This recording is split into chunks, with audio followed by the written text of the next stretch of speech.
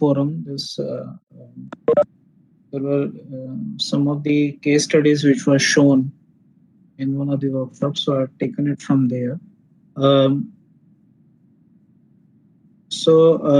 this actually, I will show you in this particular session 2 case studies.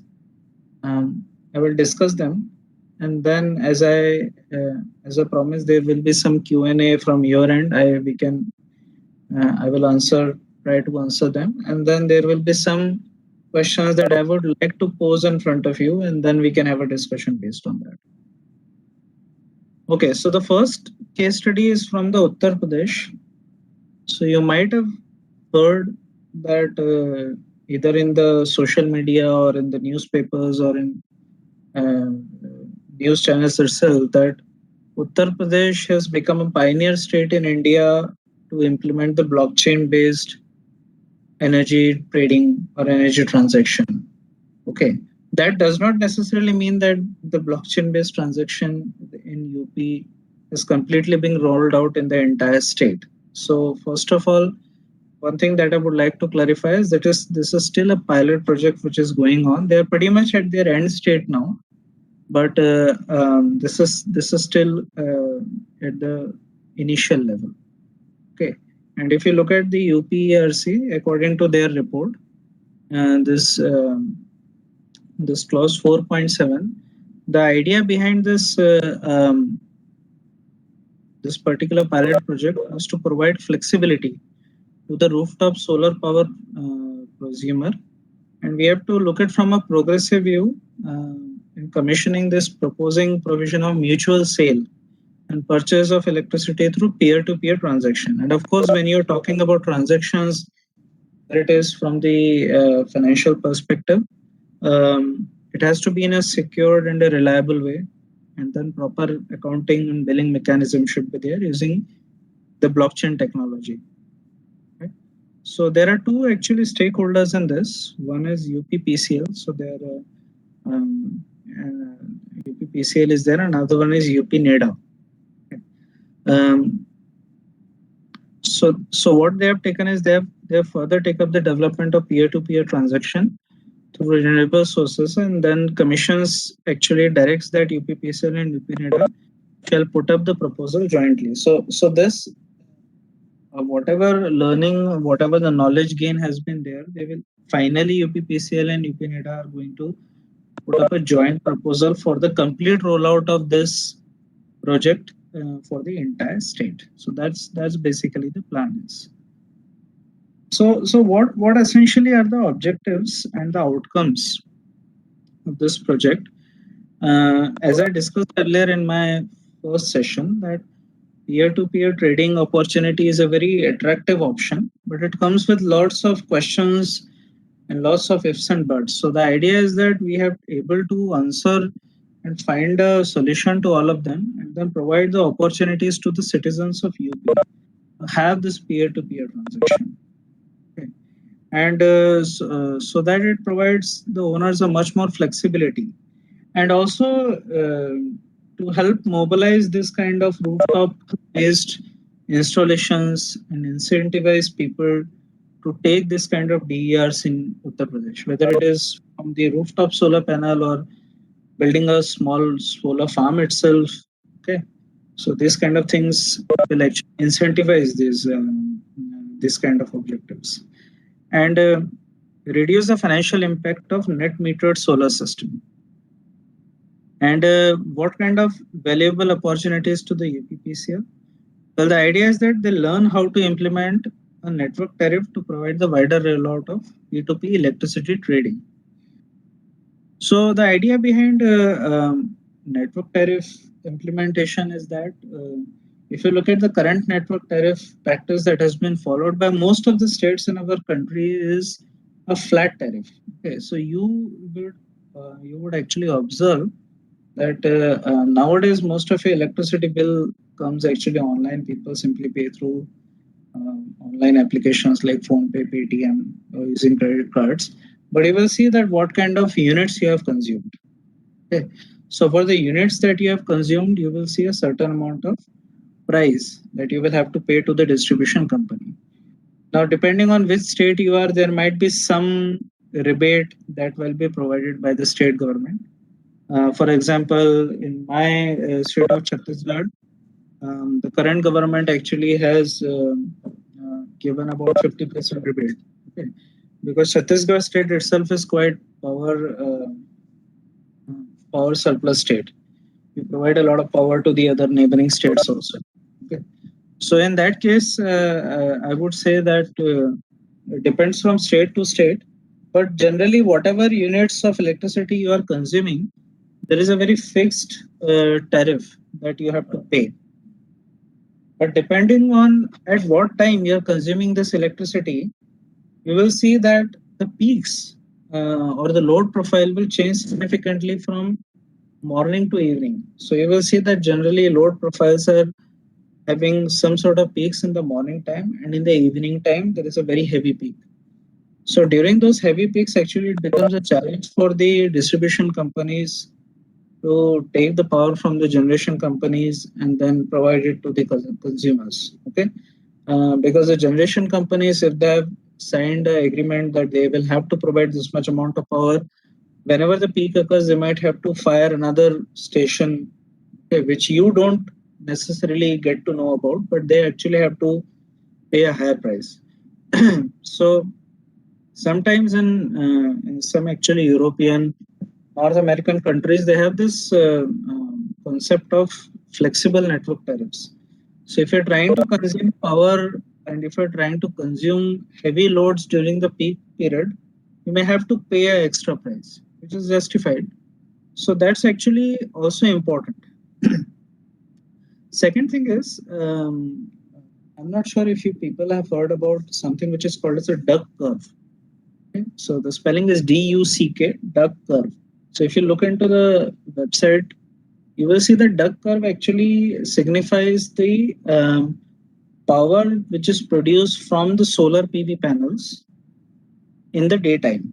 Okay, so you will see that in the daytime, actually, the solar PV panels can produce so much amount of power that you may not even require the traditional generation systems to supply the power to the loads. But they have their own disadvantages. Okay. And we'll talk about the disadvantages later on. And that may interfere with the stability of the grid itself. So it is very important that whenever you are having a rollout of that massive scale of rooftop solar system, there should not be any stability issues with the existing grid. So that is also important. So that's why the second point has been mentioned here, that understand the impacts of peer-to-peer trading on the electricity distribution network, also on the stability of the system. And then whatever they are learning from this pilot project, the idea is to have a recommendations to UPERC for appropriate regulation to promote peer-to-peer trading on statewide rolling basis. Okay. So whenever they want to roll out on a statewide basis, the recommendations have to be provided to the UP, basically Electricity Regulation Commission. Okay. So that they can make the policies regarding that. Okay. And of course, what they have to do is they have to conduct the consultation workshops with the various stakeholders to fine-tune the P2P trading rules and promote the system statewide. Because as I said, that if you want, as a neighbor, if you want to buy the power from your another neighbor, it is not feasible to have a transmission line being connected between you and your neighbor on a physical basis. That is not possible. So you will have to use the existing distribution system. And when you are having different stakeholders who are making those distribution systems and you are supplying power to that, certainly they would like to have some percentage amount depending on whatever amount of power you have been transacting between yourself and to a particular consumer. So that entire stakeholders and the various percentages that have to be appropriately taken care of, and then the agreement has to be derived and everything has to be done in a real time basis. So it's a very challenging task. Okay, so there the people are required with those skills. That is also important. So therefore, this workshops are generally conducted to train people in this regard. So let me show you what the project progress has been done so far. So as I said, this is still in a pilot project stage, and I've taken the slides from the ISGF from one of their workshops. So that's why the courtesy is to them to provide this slide. So what they have done so far is that they have identified some customers. So 12 customers they have identified, and they have taken their consent. Out of this 12 customers, actually 9 are prosumers. So 9, they can have a bidirectional power flow from the grid as well as to the grid. And 3 are consumers. Remember, the power flow is never from prosumer to the consumer directly.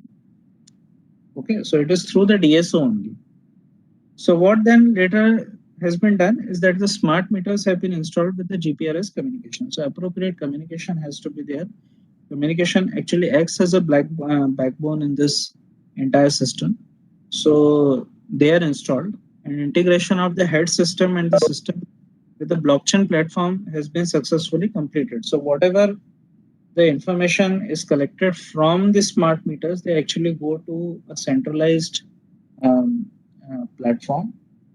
This is like a data concentrator, and from there, the information goes into the blockchain platform where the different bidding takes place and different stakeholders this financial transactions are actually done from the blockchain based platform. And then of course, as I said, that the training of the customers is important, and the concerned officials of the PCL is also important. So it is actually done, and they have developed actually a customer guide. Okay.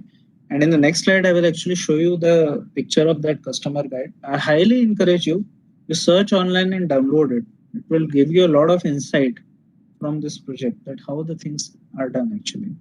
And later on, if you are interested to have such kind of a project, let me know. I can work in collaboration with you. We can write a project proposal in collaboration also, and then try to get funding for it.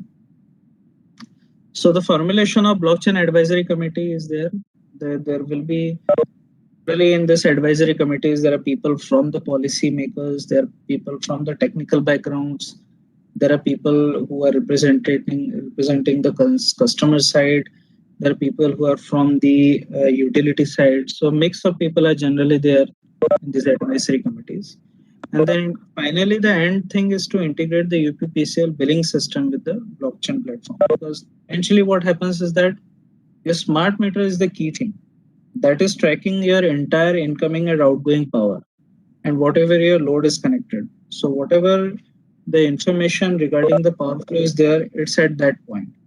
So, from there, it can be decided whether what sort of price you would be willing to sell. Okay, and at what price you are willing to consume the power, and that information is then later on communicated to this platform.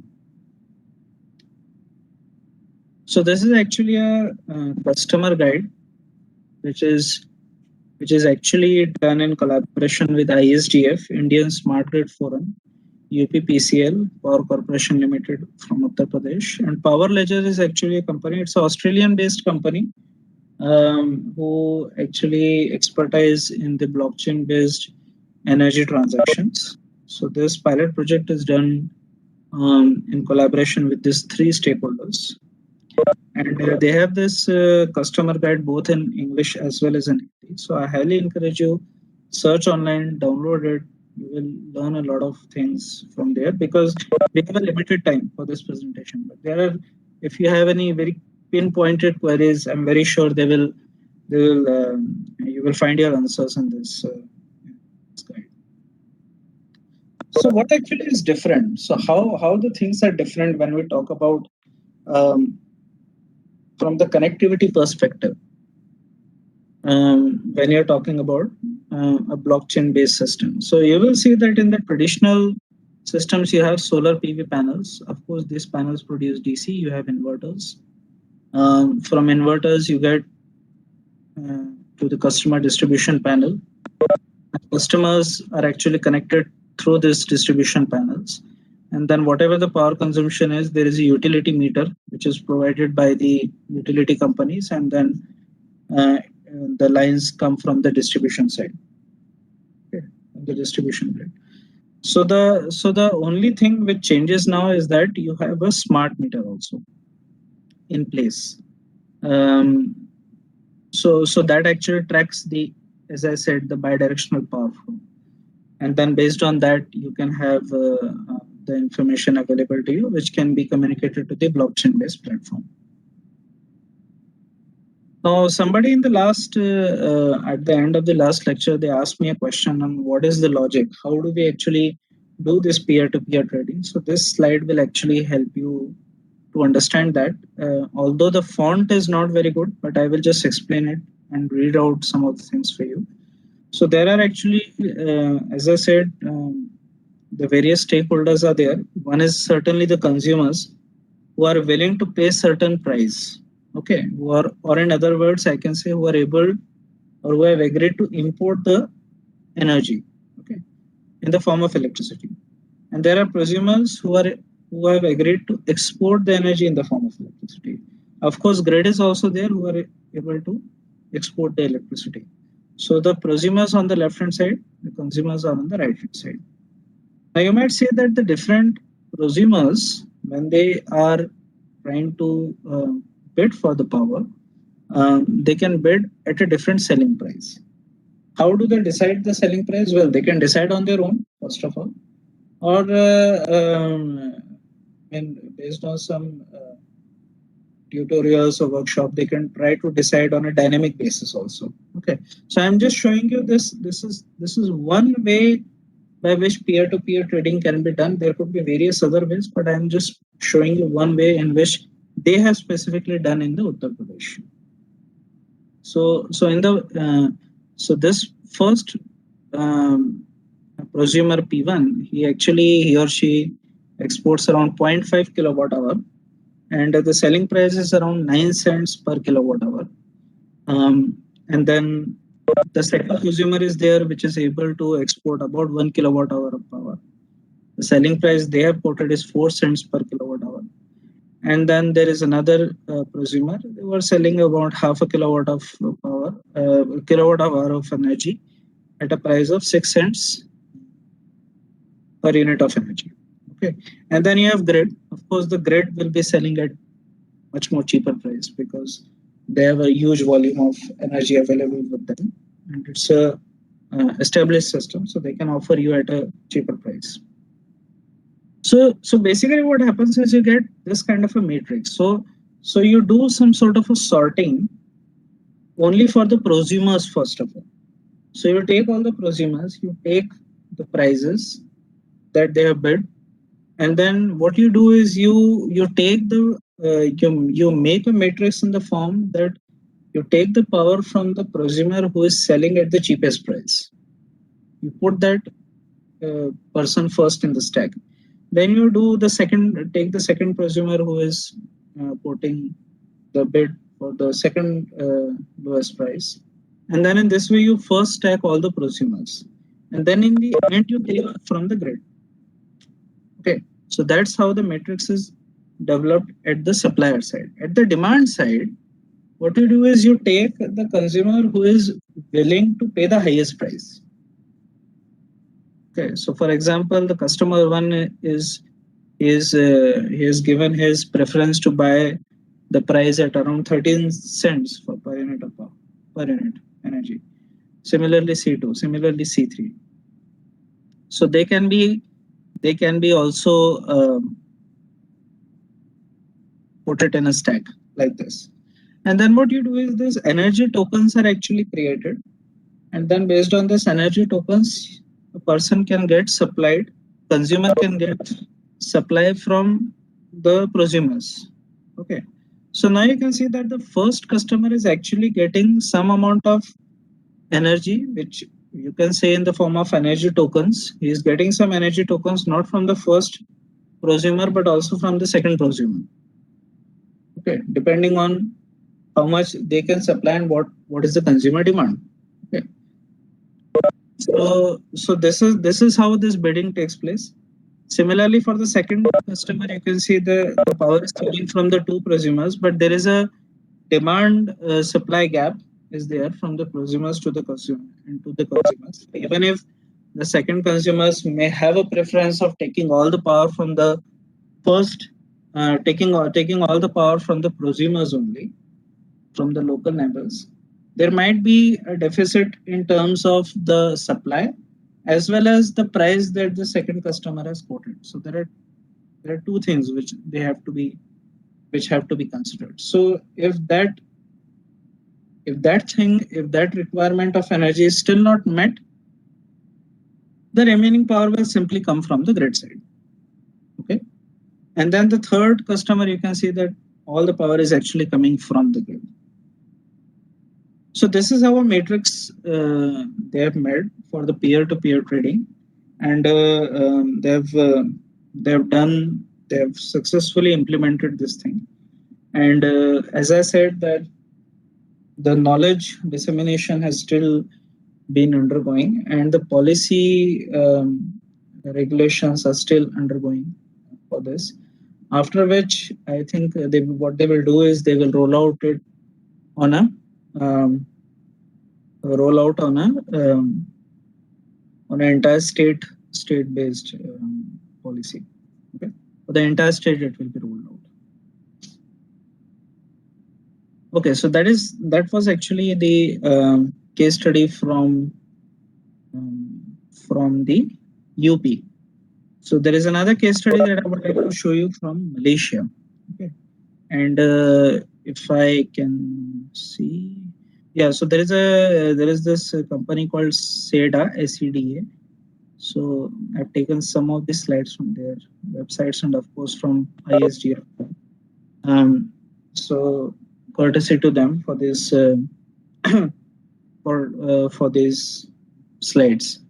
So again, from the Malaysia also, what they have done is the objective is to run on a pilot basis so that they can have some sort of a simulation energy trading patterns which can be observed between the prosumers and the consumers. The idea is to have a sandbox kind of implementation where they are able to evaluate both the technical and the financial aspect of this energy trading. And an important thing is to identify that what kind of regulatory changes they will have to do in order to facilitate this kind of a rollout on a nationwide basis for this P2P energy trading. Not only this, what are the various enablers they will have to identify? Because you will require a lot of things. You will require power supply, and you will require smart meter producers. You will have to have certain vendors which have to come into picture for enabling this kind of entire environment. So they will have to have identify various enablers that will encourage the participation in this process. And what sort of challenges and risks are there in operating this peer-to-peer energy trading? So there was actually a sandbox which was approved by the Energy Commission, which commenced after November 2019 and until June 2020. Um, so so I will skip these points. Actually, they are locally their decisions in their currencies. So there are some network charges which they have decided to keep 6.3 cent per kilowatt hour, and no retail or platform charges will be imposed. So again, they have taken some key provisions out of it. Of course, what you also have to do is that when you are providing such kind of a platform, there could be a situation also where during the midday time, there could be a lot of prosumers who are producing significant amount of power. Okay, and there would be very few consumers. Okay, in such scenario, there will be a lot of electricity which goes untreated. So what to do with this kind of untreated electricity? So the idea is that any untreated electricity from the prosumers, they will be accepted by their TNB at zero cost. Okay. And then eventually they will be incentive. So they are still looking into these policies, how they will do that. Now, important thing is that somebody might say that zero cost means no profit, but you have to understand that energy produced, I mean the power produced and the power consumed, there has to be a very fine balance between that. So you cannot just keep on producing the power and pump it into the grid. Okay, so you have to have fine balance between the supply and the demand. So that is the reason why they are still able to. So you don't have to do anything with your system. You don't have to just keep on tracking that either I'm producing excess power that no consumer is there. I should shut down my system. You don't have to look at anything. But if you have that luxury of not looking into anything, then you may have to sustain that that you have a system where you don't have to look into anything, and it's like fit and forget kind of a system, but you may have to pay some price. But in fact, they are saying that you don't have to pay a price. The price is actually zero at this point of time. Okay, so we will take care of whatever extra power you are taking from at that point of time. Of course, if you have consumers, there will be a system where the power will be sold to the consumers. Okay. But if there is a system where the consumers are not there, you don't have to simply go and turn off or shade your solar solar panels so that it does not produce any power. Okay, you don't have to do anything regarding that. So what is the concept of peer-to-peer pilot project in Malaysia is that the trading across the electricity network. So the idea is again the same. The prosumer sells excess solar electricity on an energy trading platform to another consumer at a rate which is competitive with the retailer's tariff. Okay. So what the prosumers have, they have a net energy metering. If they produce excess electricity from the own solar rooftops, which is recorded by the meter, then it records the exchange of the electricity between the prosumer, consumer, TNB, and tracked. This entire thing is tracked via a blockchain platform. If you look from the consumer side, what it does, it purchases the excess electricity from the prosumer whenever it is available. And rest of the time, it is simply taking the electricity from the whatever their national utility board is there, which is TNB. And if you look from the utility perspective, they are using the utilities grid, they are using the metering and the billing system. So metering, billing, as well as DSO, this is from the utility only. You don't have to do any infrastructure upgradation from the distribution perspective. You don't have to do anything. The only thing is you will have to have smart meters at the points where you want to have the certain persons to be a part of this trading platform. Okay. So what are the challenges and mitigation which they have been able to successfully do? So of course, from the infrastructure, there have been challenges. For example, you have to integrate the system with the existing platform. You are collecting data from the smart meters, so there will be certain data formats. So there could be a lot of different kind of smart meters having different data formats, having different communication protocol from the data. The way they are processing the data could be different from metering to trading platform. So in order to mitigate this, their local authority, SEDA, actually has developed a data aggregator, which actually integrates the entire metering data and TNB's billing system and submit it to the Power Ledger. So the Power Ledger will actually, the blockchain-based Power Ledgering will actually take only a specific kind of a data, and it is they have created a data aggregator, which is able to do a seamless transmission of data from the different vendor to the platform. So they have been able to do that. So these are some of the challenges which actually people face, and the mitigations have to be created around those lines. If you look from the energy trading perspective, energy is generated, which needs to be balanced with the consumption to reduce spillage and zero energy cost. Zero energy cost is a loss to the prosumers, of course. But as I said, that there has to be a fine balance between the consumption and the production. So the mitigation is that you have to identify suitable energy profiles between prosumers and consumers to optimize the trading. Okay, so they've done some sort of a use some optimization algorithms that in which time frame it is a better way to take some of the profile to match the profile of certain prosumers with certain consumers. Okay, so they have done some optimizations regarding that also. If you look from the recruitment perspective, of course, you have to have identify suitable consumers, suitable prosumers. You can use different kind of artificial intelligence based methods also to identify certain prosumers and consumers, depending on the demand supply kind of a program, and include them in the demand supply program. If later on time permits me, and I think there are certain, am I not audible? Am I audible? Audible, sir. Okay. No, somebody just responded, I'm not audible. Okay. No, audible. Okay. So as I said, I mean,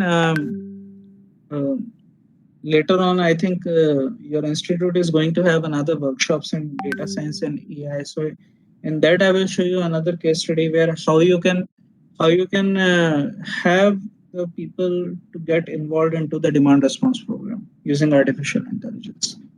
That is also coming up in a big way. So what you have to do is you have to run some of the historic data. You have to run the simulation, and the simulations and this data is actually collected, and you have to run algorithms based on AI to find out the suitable consumers and prosumers. Then the process. So process actually is a trading process. What kind of algorithm will be there? How the pricing algorithm will be there? What kind of settlements will have to be processed? So that everything is done in a risk-free manner, fair manner, transparent manner. So what they have done is that TNB, the local utility, has assumed the role of a clearinghouse for the sandbox settlement during the sandbox period. Okay, so sandbox essentially is sort of creating an environment where you're going to do a pilot projects without having rather than some of this. What happens is that some of these startups, when they go with this pilot projects, there is a very high risk involved in failure. Okay. So that is the reason why they have this kind of sandbox environment, that if in case if you fail, there is somebody to protect you. That's the reason. So sandbox period is that period in which even if you fail, there is somebody to protect you. So here is I think I'm coming to the last few slides only, and we can have some more discussion based on this. So the use case Malaysia, as you can see, the prosumers, what they are doing, what they're selling to the grid side is shown in grid. Okay. So from prosumer side, what they are selling, the selling price is set at 10% of the tariff.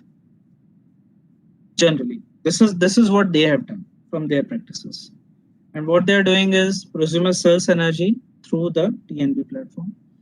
Then what the consumer gets is that the system, there will be some access charges, system access charges, because you are using their entire infrastructure. There has to be some infrastructure charges based on per unit system.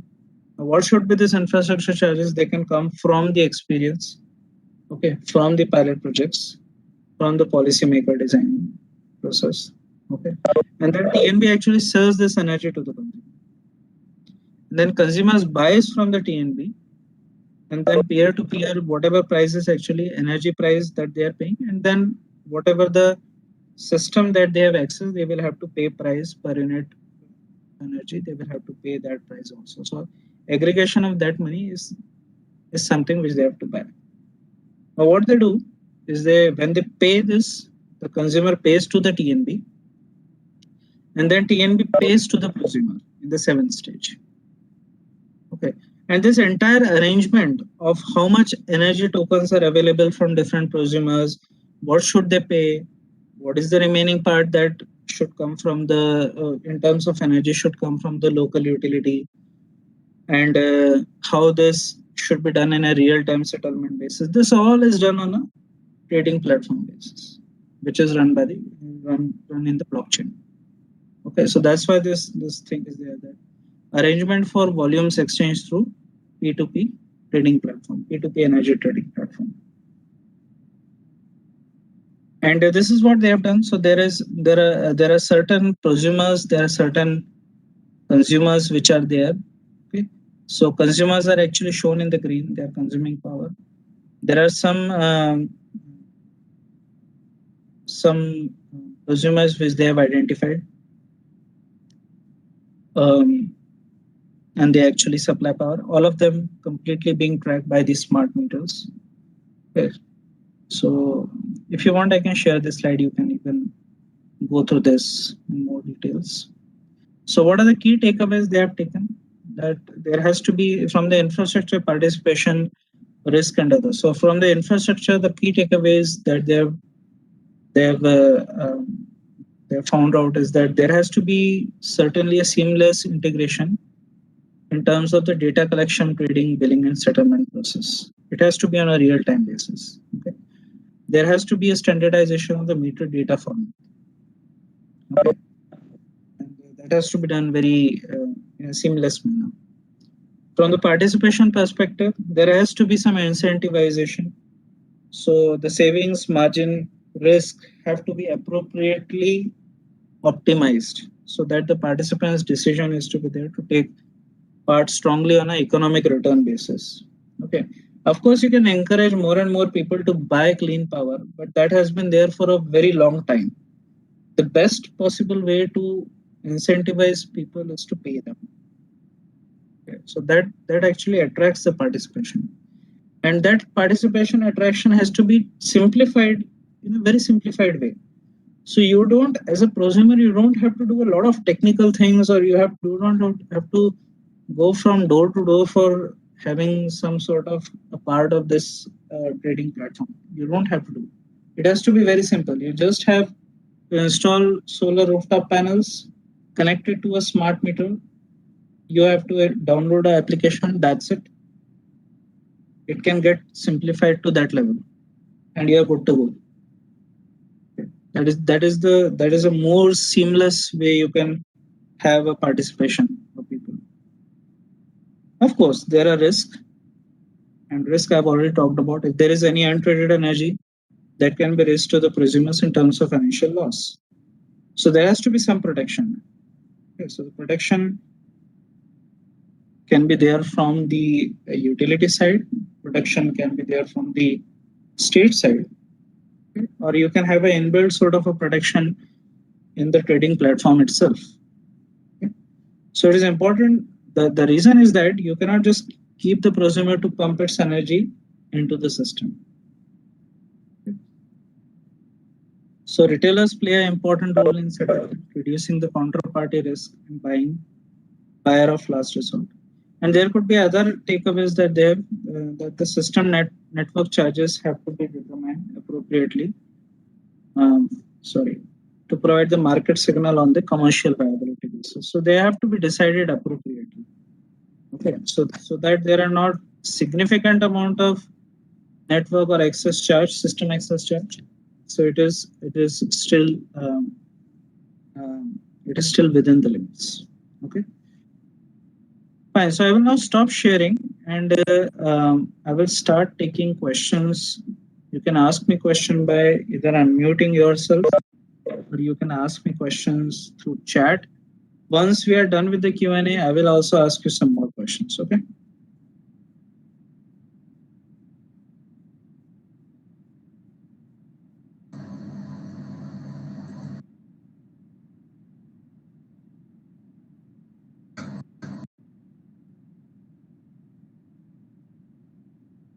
So please feel free to ask any questions now.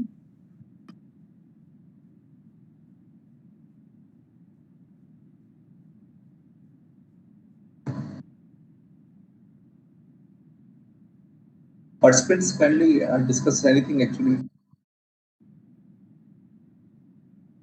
regarding sir presentations. Sir already decided to discuss in person actually.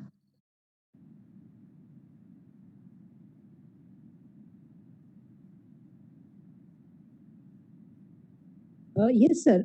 Sir, I would like to ask something. Am I audible? Yes, you are audible. Sir, in case of transferring, not transferring, but at the time of transaction of energy, who is going to check the quality of power generated by a presumer Okay. like its power factor and other All right. Okay. Okay. So very good question. Actually, what essentially happens is that Okay. whatever generally the power quality So thank you so much for power this. quality actually comes Don't as a worry, part I'll of give a power quick recap. electronics. Okay. What So this whenever is the in solar just, installation 2 is done minutes. by the Okay, certain Ravi Kumar sir, don't worry prosumer, about that. okay, I will. or you can say from some I other will speak to my retailer who backend wants team, to have a and as solar per park kind of a thing my or wind farm knowledge, kind of a thing. I think So there they have to won't be any ensure problem that with that. whatever I power think they are feeding into the grid is having PhD level below a certain permissible level. They have to do that, and of course, if they are exceeding that limit, then your meters, smart meters, because eventually the power is that is a gateway for download and supplying we'll your get the power very from first your option. So that's what system yesterday into the I grid gave. or to the customer. Thank you. Then the Rakesh sir, smart thank you meter so itself, much. they Very can good evening, track the sir. power and So continuously the they very can first track option the is this distortions, the harmonic anaconda.com. distortions From which are there anaconda.com, we into are getting this individual your edition. system, and So then they this will be, was if the it link. is So I'm beyond sharing certain this limit, this then they link can as cut off the supply. That's a possibility. Okay. Other option is that you can supply that power into the grid, and from the grid side, they can take the responsibility that whatever the power is coming from the prosumer side, when they are eventually going to distribute the power, they have the entire infrastructure to do the to keep the power under the this PhD limit. Okay. So you can distribute the requirement at different levels.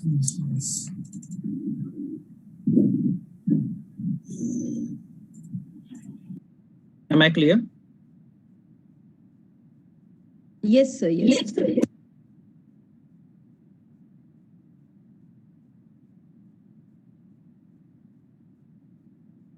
Any other participant?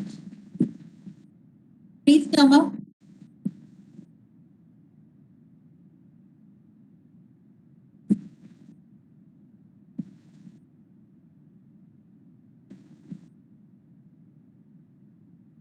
Participants?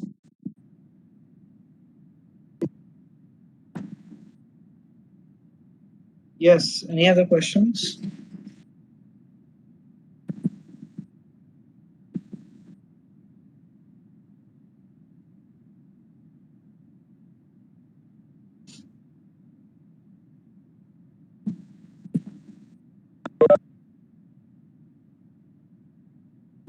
I hope you are able to understand what I just discussed.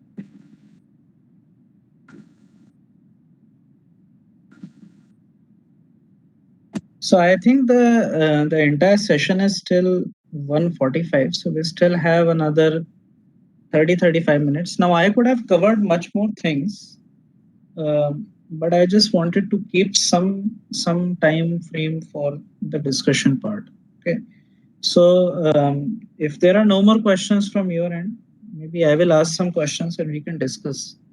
And whoever knows the answer, they can write the answer in the chat, or they can feel free to unmute themselves and respond. Okay. So my first question is, I will start with some basic questions, then I will go to some more specific questions. It could be from the power system, power electronics, and blockchain based application. So my first question to you would be that whenever you're charged with the electricity, okay, whatever bill comes to you, that bill comes to you for certain units. Okay, what actually is the meaning of that unit?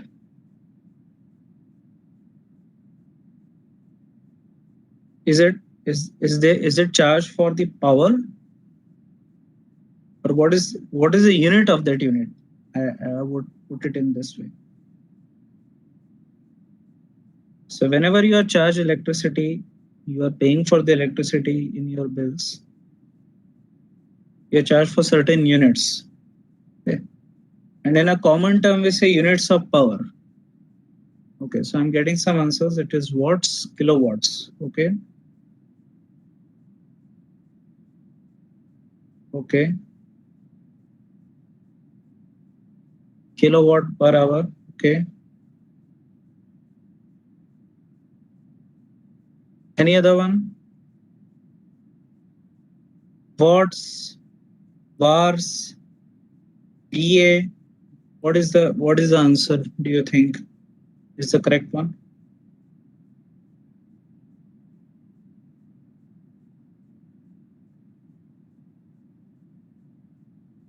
So the correct answer actually is kilowatt hours. Okay. So it is not just watts. It is actually kilowatt hours. So you might see that you're having air conditioner with certain ratings in your system. With that rating, actually, it might be able to consume certain amount of power. Generally, you don't say a lot about the bars because it is assumed that you have certain power factor correction capability at your end, either by your appliances or you have certain factor correction capability by the distribution part. So that's why they charge only for the kilowatt hour. So number of hours is also important, that how many hours you are running that particular appliance, whether it is an electric bulb, microwave, heater, geyser, air conditioner. They will have kilowatts requirements multiplied with hour. So 1 unit of power is actually 1 kilowatt hour. Okay, so that is the first question. Now,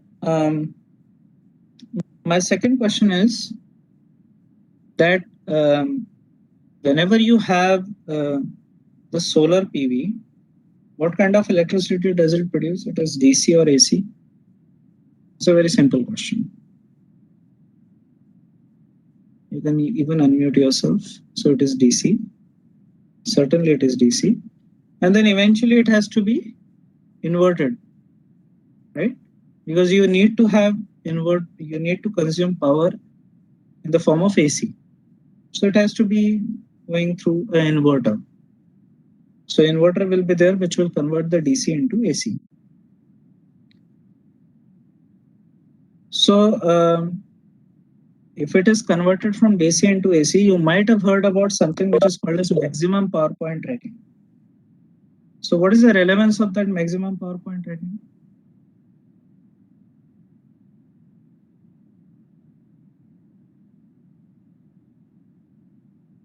What is the relevance of maximum power point tracking?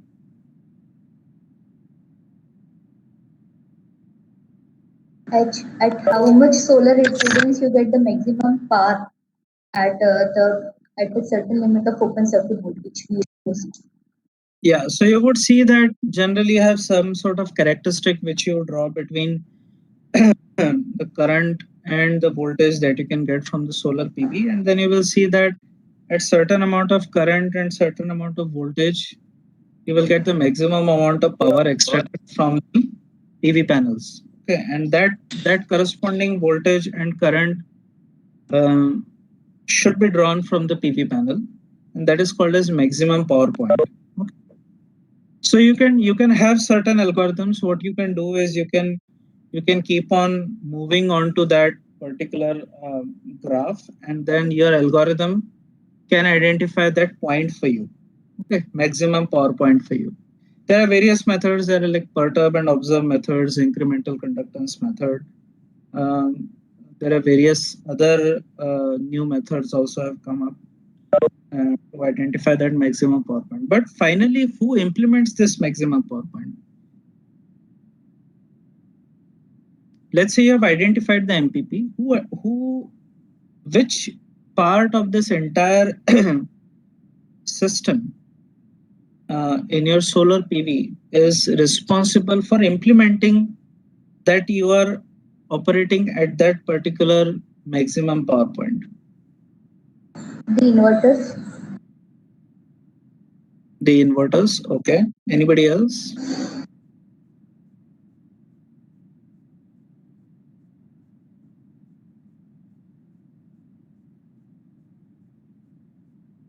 Anybody else? Is it only the inverters or there can be some other part? Solar panel will certainly not be responsible for that. So it should not be the solar panel who should decide that I should be working on this power point, because Yes, it the is only fill receiving factor. certain irradiance. Yes, the fill factor. Not Panels. no. The fill factor is again something which is depending on the characteristic of the module. So it is not the fill factor which decides. It's actually the converter which is responsible for operating to which is responsible for operating at that power point. Okay, now the converters can be two types. There is a DC to DC converter, there is a DC to AC inverter. Okay, that's also a converter. Inverter is also a converter. So do you think there is a possibility of, or there is a requirement of DC to DC converters in solar PV? Or we can just have a simple inverter? Is it necessary to have a DC to DC converter in solar PV systems? Or we can simply live with the inverters? So as per my conception, it is not in compulsion, but DC to DC converter helps us to mitigate if some there are lack of maintaining the MPPT or buck boost converters are there. If solar irradiation goes down. Okay. May I know what is your name? Yeah, sir. Professor Poonam Saraogi from Electrical Engineering Department. And you are from Jabalpur only? Or? Yeah, Gyananga. I am hosting Yeah. actually, sir, previously. Okay, Actually, okay, yes, because okay, fine. So anybody else apart from you who is responsible for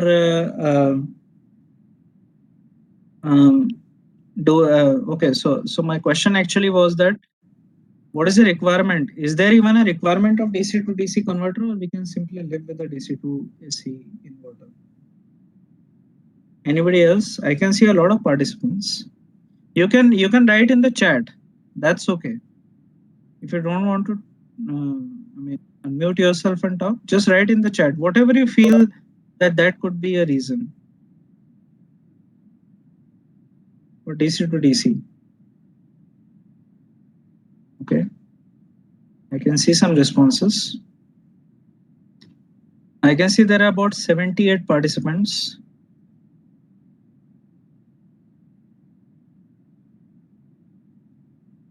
Frequency controlling, okay. Amplitude needs correction, okay. Maximizing solar energy, fine. Maximizing solar energy, essentially what you're talking about is MPPT. But essentially what happens is that your solar PV panels, if you look at simple panels, then eventually the modules are actually connected in series and parallel, okay, depending on your requirement. So the idea is that whenever you have these panels which are connected either in series or parallel, you have you do not have a very significant amount of voltage rating that you can get from these panels. That's why they are connected either in series or parallel. And even when you are connecting them in series or parallel and you are getting output, it may not be of the required limit. Okay, so what generally you do is you have the DC output from the solar panels, and then you can use some of the DC to DC converters to boost it up. Generally, a boost converter is used. Okay. So boost the DC voltage level, and then once you boost the DC voltage level, then you can use an inverter to invert it. Now you can have the MPPT in either in the DC to DC converter, or you can have the MPPT in the DC to AC inverter also. In fact, there are some schemes in which you can have you have MPPT at both DC to DC converter as well as DC to AC inverter. So I will request you that you write this down and then maybe search that where there could be a requirement of having independent MPPTs for both DC to DC converter and DC to AC. You can look for it. Okay. Fine. Then, okay, so I will ask you maybe some more questions and then we can discuss about them. So the next one that I want to discuss is that I talked about a situation generally which is termed as duck curve, in which in the midday there could be a lot of PV panels who are producing significant of amount of power at the distribution end itself and feeding it into the grid. Okay, when you have so much amount of power which is being fed into the grid, you have to understand that there are also some traditional generators like fossil fuel based generations or synchronous generators based generation which is there. So we cannot have those generators now supplying power to you, because you have to meet a power demand. I mean the supply demand matching has to be there. Otherwise there will be some problems. So my question, there will be 2-3 questions based on this. So first question is, what happens if there is a mismatch in the supply and demand? What happens to the power if there is a mismatch in the supply and demand? That's actually a fairly simple question. So you can respond in the chat that whenever there is a change, whenever there's a deviation in the supply and demand of the power, what happens? Can we tolerate it?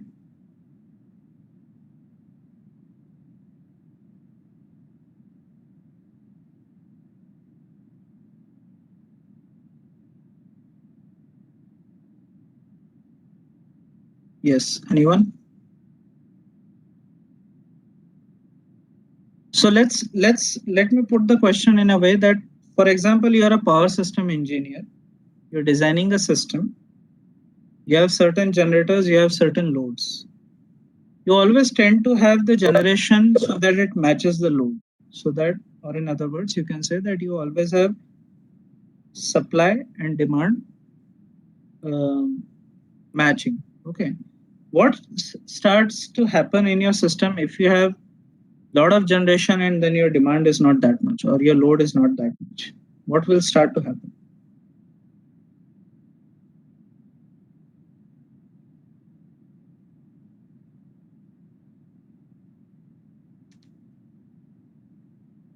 So the reason why I'm asking this question is sometimes we just listen to these things, but we also need to practically understand that what happens into your system from the stability perspective. That's a hint to you.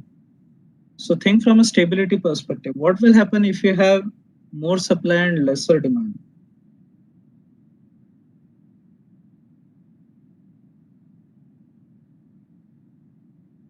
I'm still looking for an answer. So there are a lot of people who are there. Gaurav Patil, Akanksha Upadhyay, Aarti, Abhishek, Ajay, Alka, Amit, Anita. A lot of people are there. Please write something in the chat. It may be wrong, that's okay, but at least write. We have surplus energy, yes, but that's the situation I'm telling you.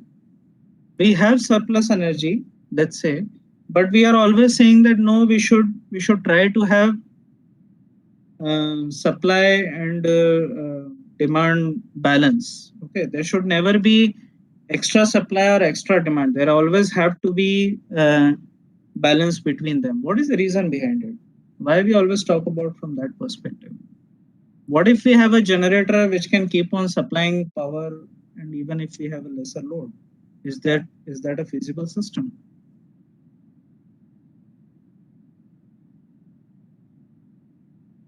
So what you can do is you can if you want to understand the scenario, you can do a small simulation later on in MATLAB, and I'm very sure you will get a lot of support from online, some tutorials. Yes, so one person actually has finally answered, system leads to frequency instability. That's the correct answer. Actually, whenever there is a supply demand, this mismatch is there, you will see that the frequency deviation starts happening. Okay. So there has to be a very fine balance between both supply and the demand. Otherwise, you will see that if the generation is more and the demand is less or the load is less, then the frequency of the generation end will start climbing up. Okay. And your systems are actually designed to operate at a fixed frequency of 50 hertz. You can go in a very small band above or below this 50 hertz with some decimals of deviation is allowed, but you cannot go significantly higher or lower. Otherwise, what will happen? It will lead to a system instability. Okay, so that is the reason why we are talking about this. We always talk about this demand response. Supply and demand balance should be there. Okay, now I think this part is clear that if you don't have this balance, the frequency instability will be there. It may destabilize your system and your entire system may go into a blackout kind of a situation if you don't have that strict balance. Okay. Now my question to you is that I previously I previously told you that in the midday hours, you may have a lot of generation from the solar PV panels. So what you should do, should you just shut down all the synchronous generators or the traditional systems which are providing power to you from the grid side, and should simply just take the power from the PV side? Somebody is saying use battery storage, but why we should use battery storage? Why we cannot simply get rid of the fossil fuel based or the synchronous generators? Can we just get away with that? Or temporarily turn off those systems and then use the PV power, and then whenever in the evening time when the PV is irradiance is lesser, PV power produced is less, then we can again turn them on and then use that traditional synchronous generators based system. Can we do that?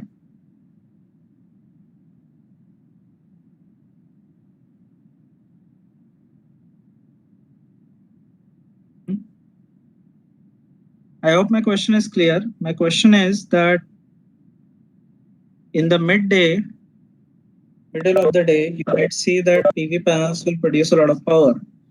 Now your traditional power generating stations, which have synchronous generators, which are either coal-based synchronous generators, fossil fuel-based synchronous generators, which are producing power, should we turn them off temporarily during that time and only use the PV power? And then later on, when the PV power is less, we should turn them on. Can we do that? Somebody is saying we can increase the load during peak hours. How can we increase the load? That is not in your hand. We can always decrease the load. We can do load shedding, but we cannot tell people to turn on their AC just because we have more and more generation. That is not a feasible solution. Use battery storage for backup or supply power to grid. We cannot supply power back to the grid because already we have a excess amount of power. We can use battery storage. That's okay. But my question to you is, to all of you, is that net metering is not a solution. It is just a net metering is just a utility to track your power. Okay. So my question to you is that whenever you have excess PV power in the midday, should we simply retire the fossil fuel based synchronous generators and use only the PV power and then turn them back on in the evening time? Is this a feasible solution?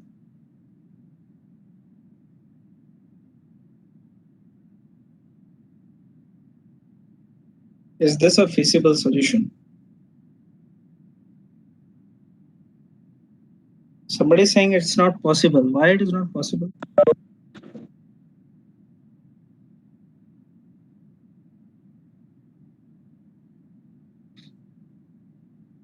Why it is not possible?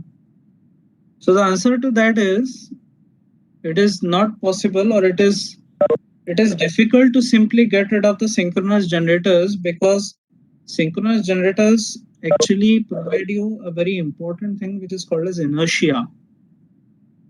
Okay, so inertia is something which is provided by these rotating masses, and this inertia is very important for the smooth and stable operation of your system. If you don't have good inertia in your system, you will see that even a small fluctuation or small faults in the system may result in catastrophe and you may go into a blackout.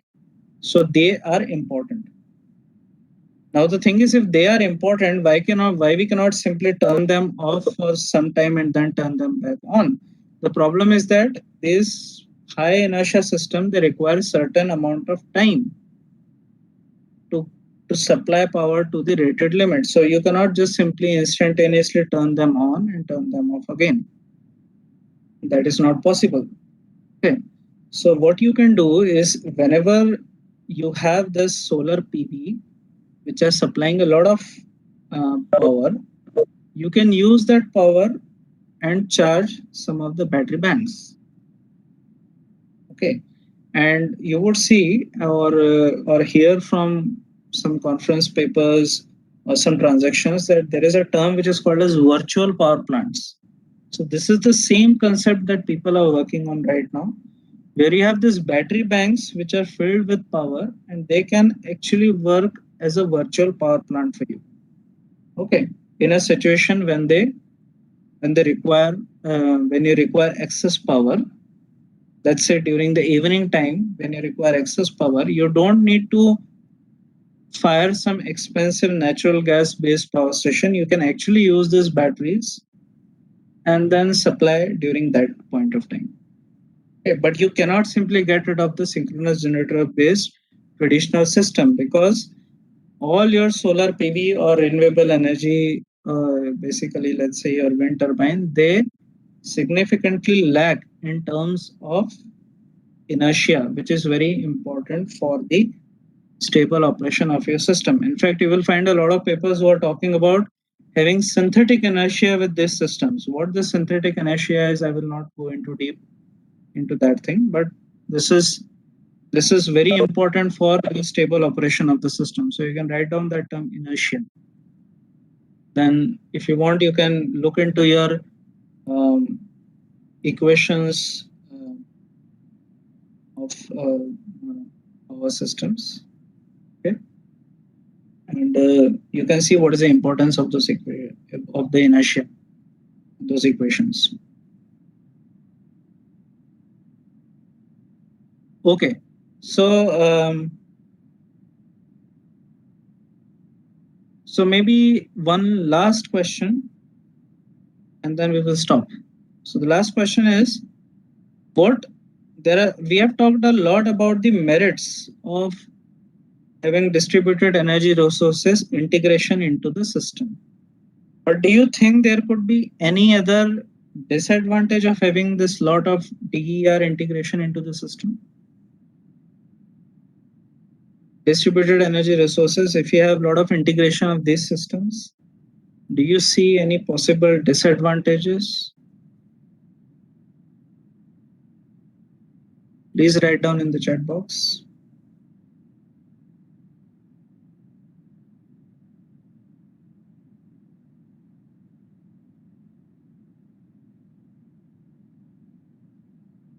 Failure of what?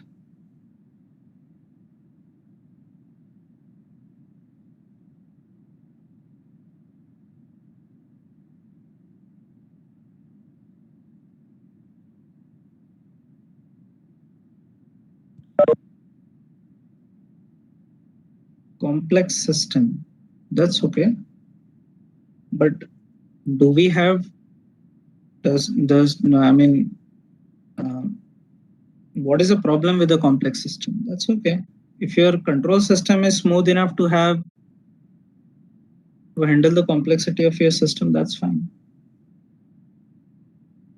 Smart meters can be hacked. Yes, that could be a disadvantage. You have to have very strict protocols for the data communication systems.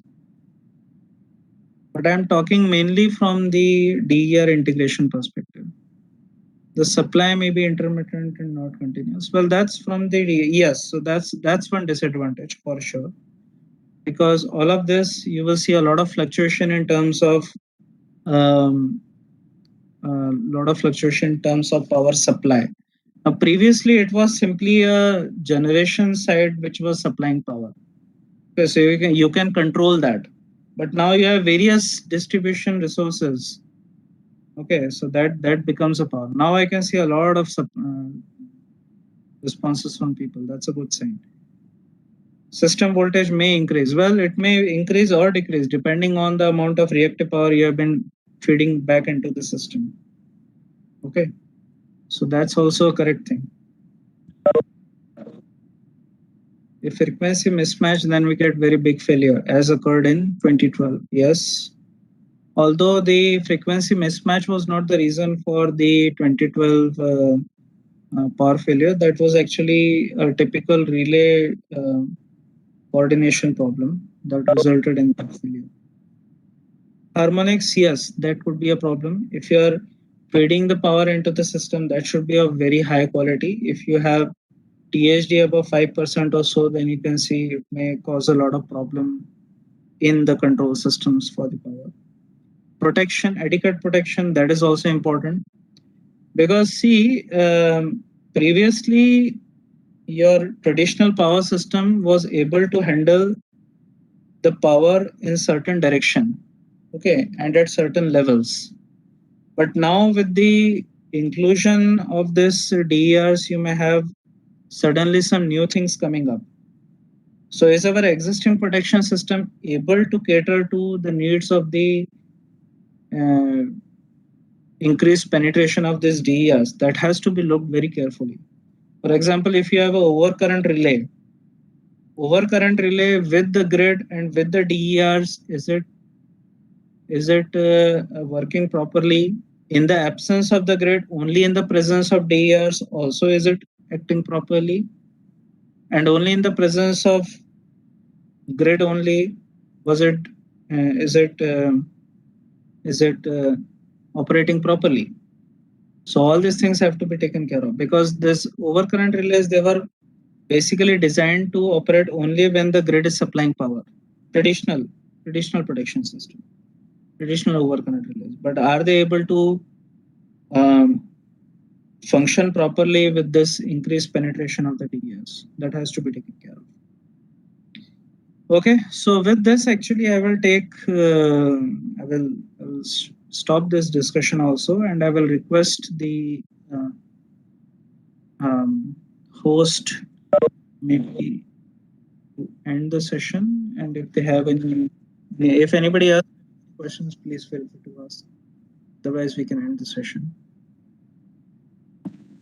Yes, good afternoon.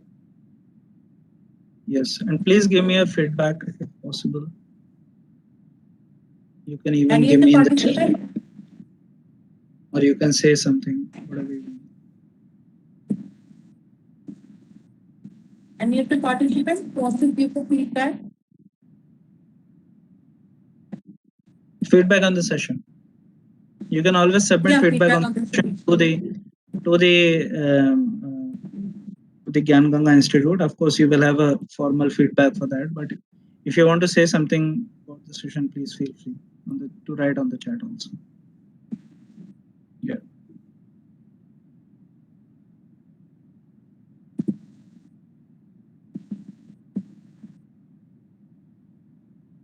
Anyone Yes, from sir. the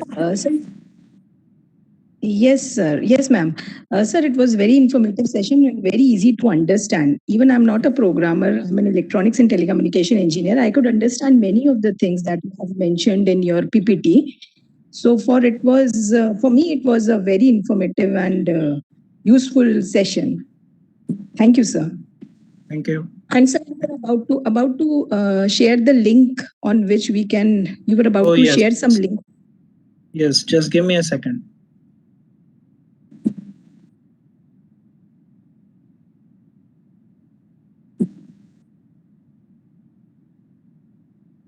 So I will just share on the chat.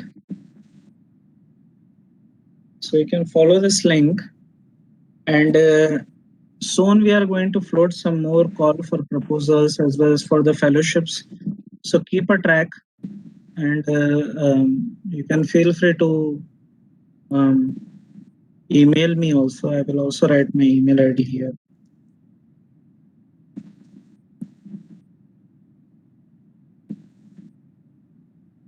So if you want, you can even email me on this.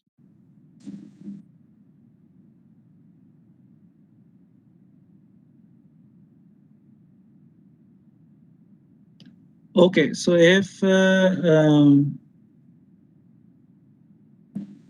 no more questions, can I request the host? It is Yes, sir. Okay, sir. Sir, on behalf of Kyanga Nursing College, again I convey my sincere thanks to you for giving such this informative lecture on